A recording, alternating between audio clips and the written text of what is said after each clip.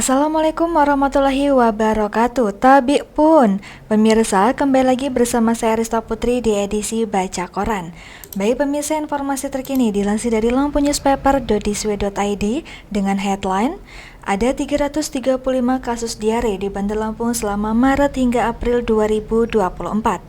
Dari Bandar Lampung melaporkan, Dinas Kesehatan Kota Bandar Lampung mencatat ada sebanyak 335 kasus penyakit diare selama bulan Maret hingga April 2024.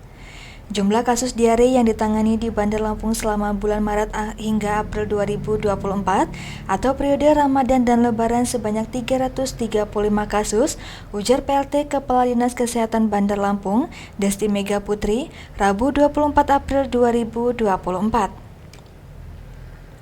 Adapun keluhan lain yang juga bisa menyertai diare, diantaranya perut kembung, kram perut, mulas, mual dan muntah, demam, sakit kepala serta tidak mampu menahan BAB. Dan daerah yang paling banyak terkena diare yakni di Kecamatan Panjang, Waihalim dan Gedong Air ungkapnya. Selanjutnya kata Desti, penyebab seseorang terserang diare bisa bermacam-macam, mulai dari infeksi virus dan bakteri, kemudian keracunan makanan, alergi makanan. Bisa juga penyakit lain yang dapat memicu terjadinya diare, seperti hepatitis atau kanker usus besar, ujarnya. Desti mengaku, penanganan diare dapat disesuaikan dengan penyebab yang mendasarinya. Jika diare tidak disertai gejala berat, dapat melakukan perawatan mandiri, seperti jaga asupan cairan untuk mencegah dehidrasi.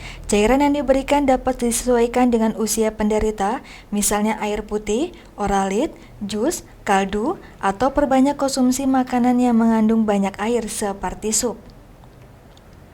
Penderita juga disarankan untuk mengkonsumsi makanan yang lunak agar lebih mudah dicerna. Lalu minumlah suplemen makanan seperti probiotik yang mengandung Lactobacillus acidophilus, paparnya. Untuk mempercepat penyembuhan diare, lanjut Desti, terutama diare akibat efek samping antibiotik. Bisa konsumsi sumber probiotik yang bisa diperoleh dari suplemen probiotik. Jangan mengkonsumsi yogurt bila menderita intoleransi laktosa, karena yogurt terbuat dari susu, dan hindari konsumsi makanan tinggi lemak, berserat, atau makanan pedas, ungkapnya. Desti juga menambahkan, ada beberapa anjuran yang dapat diterapkan untuk mencegah diare. Di antaranya rajin mencuci tangan dengan air dan sabun, terutama sebelum dan setelah makan, setelah menyentuh bahan makanan mentah, sehabis menggunakan toilet, dan sesudah bersin atau batuk. Baik pemirsa, kita beralih ke informasi selanjutnya yang masih dilansir dari lampunewspaper.id dengan headline Bazar UMKM dan Pasar Murah Lampung Berjaya resmi dibuka.